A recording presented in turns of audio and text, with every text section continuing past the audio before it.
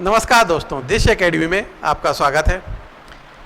आज हम बात करेंगे उप मुख्यमंत्री के पद के बारे में।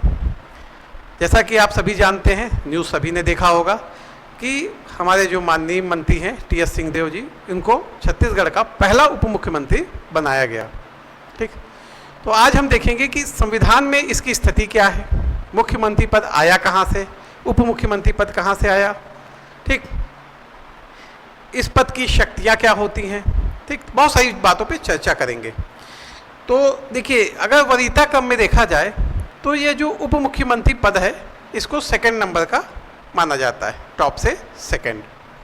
ठीक, और अगर हम संवैधानिक व्याख्या इसकी करनी चाहे तो देखिए, संविधान में उप मुख्यमंत्री और उप प्रधानमंत्री दोनों ही पद की कहीं कोई व्याख्या नहीं है, मतलब यह एक असंवैधानिक पद है।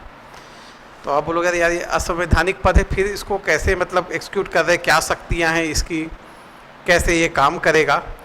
तो देखिए, एक्चुअली इस पद का जो जन्म हुआ था वह हुआ ही तुष्टीकरण के लिए था। तो यह पद कभी भी कोई भी राजनीतिक पार्टी केवल इसीलिए देती है कि वह अपने जो संगठित एलाइज हैं उनके जो गठबंधन है उनको क्या करे, बैलेंस कर सके। ठीक, देखिए ये एक सिंपल सी बात है। अगर आप एक परिवार में रहते हैं, ठीक, आपके पिताजी एक हैं, ठीक, पर कई बार आपके परिवार में चाचा हैं, कई बार लोग उनको छोटे पापा बोलते हैं, बड़े हैं तो उन्हें बड़े पापा बोल देते हैं, लेकिन जो आपके वास्तविक अधिकार हैं वो तो आपके पिताजी के पास ही हैं। तो जो छोटे पापा, बड़े पापा, इस टाइप की जो चीज़ें होती हैं ये सिर्फ नाम की होती हैं, उनको एक सम्मान देने के लिए, एक इज्जत देने के लिए। क्या इससे कोई वास्तविक स्थिति में कोई फर्क पड़ता है उस बच्चे पे? नहीं, ऐसा नहीं होता। तो सेम कंडीशन कुछ यहाँ पे रहती है, क्योंकि इसका कोई संवैधानिक आधार नहीं है तो इस पद का कोई भी असर नहीं पड़ता। यह सिर्फ सुनने में अच्छा लगता है ना, मतलब कि हाँ अब मैं उप मुख्यमंत्री बन गए या उप प्रधानमंत्री बन गए, तो जस्ट सुनने में अच्छा लगता है। देखिए, इस पद की जो समतुल्यता है वह कैबिनेट मिनिस्टर की रहती है। ठीक, तो कैबिनेट मिनिस्टर के अगर हम देखें तो हमारा जो संविधान का अनुच्छेद 74 है, वहाँ कैबिनेट मिनिस्टर के बारे में बताया गया है ना। और सेम अगर राज्य के कैबिनेट मिनिस्टर की बात करें तो 163 में बताया गया है कि एक मंत्री परिषद होगी जो राष्ट्रपति को, और अगर राज्य की बात करेंगे तो राज्यपाल को काम करने में क्या करेगी, हेल्प करेगी। 75 में बताया गया है कि मंत्रियों को पद कैसे मिलेंगे, मंत्रियों की नियुक्ति कैसे होगी। सेम यहाँ पे 164 में बताया गया है कि मंत्रियों को पद कैसे मिलेंगे और मंत्रियों की नियुक्ति कैसे होगी।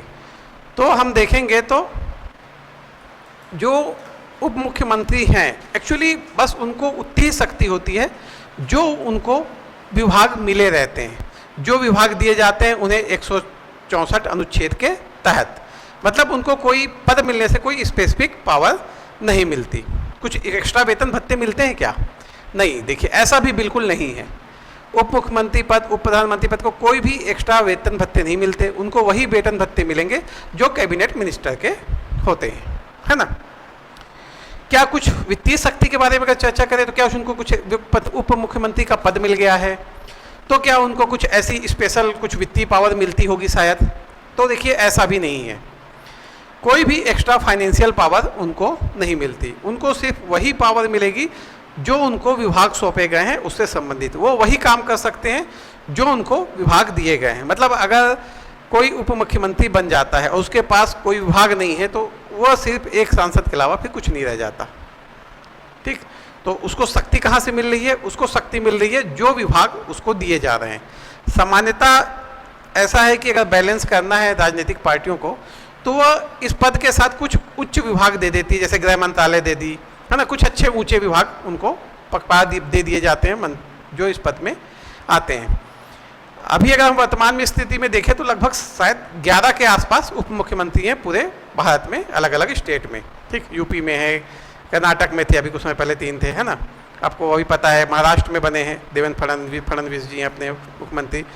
ठीक, देखिए जो ये आपका, और ऑफिशियल पावर की बात कर लेते हैं अपन इसमें थोड़ा सा, तो क्या उनको कुछ ऑफिशियल पावर एक्स्ट्रा मिलती है? देखिए सामान्यतः क्या होती, कोई भी फाइल होती किसी भी विभाग की क्योंकि सामान्य प्रशासन विभाग सामान्यतः कौन रखते हैं, हमारे मुख्यमंत्री जी रखते हैं। अगर किसी भी डिपार्टमेंट की फाइल होती है वो सब थ्रू मुख्यमंत्री ही होके जाती है, ठीक। ऐसा नहीं है कि फाइलें अलग से जाएंगी। तो क्या अब एक उप मुख्यमंत्री बन गया है तो ये फाइलें उप मुख्यमंत्री से होके जाएंगी? नहीं, बिल्कुल ऐसा नहीं है, ऐसा कुछ नहीं होगा। फाइलें जैसी चलती थी, कहीं भी प्रोसेस में कहीं भी कोई भी परिवर्तन नहीं होगा, सारी चीज़ें वैसी ही होंगी जैसे चलती थी, ठीक। तो सिर्फ यह एक नाम का पद है, ठीक। तो ये पद आया कहाँ से? आइए थोड़ा सा इसके हिस्ट्री के बारे में जान लेते हैं कि आखिर पहली बार उप मुख्यमंत्री कौन बना और ये पद आया कहाँ से। देखिए, पहले भी उप प्रधानमंत्री बनते थे, ठीक।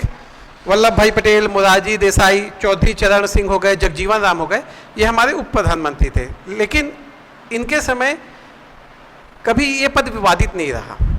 उप प्रधानमंत्री की बात कर रहा हूँ मैं, ठीक। क्यों? क्योंकि जब ये उप प्रधानमंत्री बने थे, लेकिन इन्होंने शपथ, जो आपका शपथ का जो दिया गया है, ठीक, जो प्रारूप दिया गया है, उसके तहत मिनिस्टर की ही शपथ इन्होंने ली थी। मतलब इन्होंने मंत्री पद की ही शपथ ली थी। यह पद पहली बार 1989 में विवादित होता है। 1989 में क्यों विवादित होता है? देखिए, उस समय जो राष्ट्रपति थे वेंकटरमण जी थे और वीपी सिंह की गवर्नमेंट थी। तो एक है देवीलाल जी, जिनको उप प्रधानमंत्री पद का दिया गया था। तो इन्होंने क्या किया, जब शपथ हो रही थी तो अपनी प्रभुता दिखाने के लिए इन्होंने शपथ में मिनिस्टर पद की शपथ ना लेके उप प्रधानमंत्री बोला।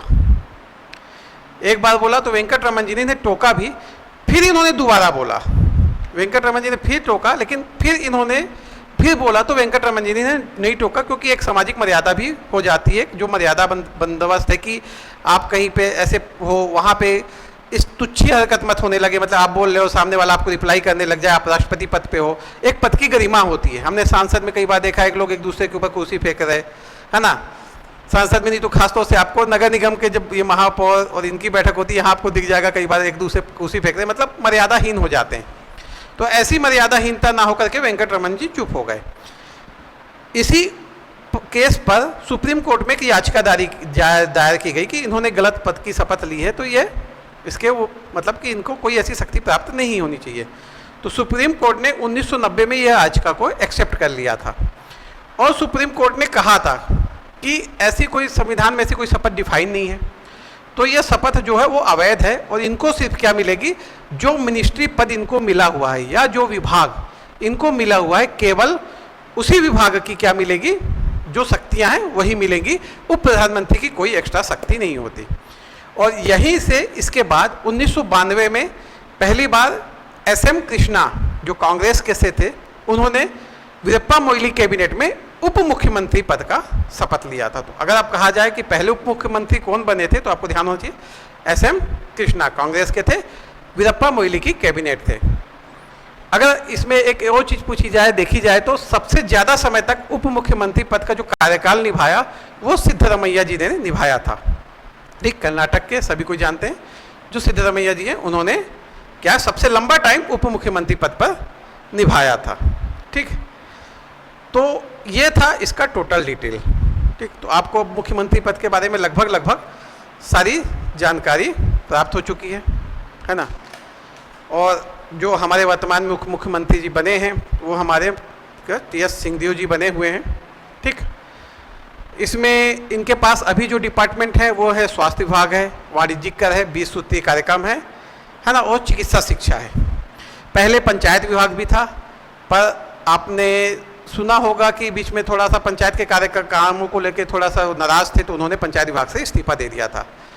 सिंहदेव जी की हमारे जो नाराज़गी काफ़ी समय से चलती आ रही थी, हमको ये बीच में खबरों में पता चलता रहा, तो इसे एक संतुष्टिकरण के रूप में भी देखा जा रहा है कि आगे 3-4 महीने में चुनाव आने वाले हैं, तो एक अपने पार्टी को एकजुट करने का एक तरीका भी दिख रहा है। खैर, हमको इन सब चीज़ों से नहीं जाना है, हमको जो मुख्य रूप से जाना है वो है कि CM जो उप CM का पद है, इसकी संवैधानिक स्थिति क्या है, इसके पावर्स क्या होते हैं, इसकी शपथ कहाँ डिफाइन है ना। तो ये सारी चीज़ें हमने डिस्कस कर ली। अब मेरे को नहीं लगता कि इससे बाहर आप इस पद के बारे में मतलब कुछ जानने की जानकारी बहुत मतलब कुछ जानने की ऐसा कोई खास आवश्यकता नहीं है।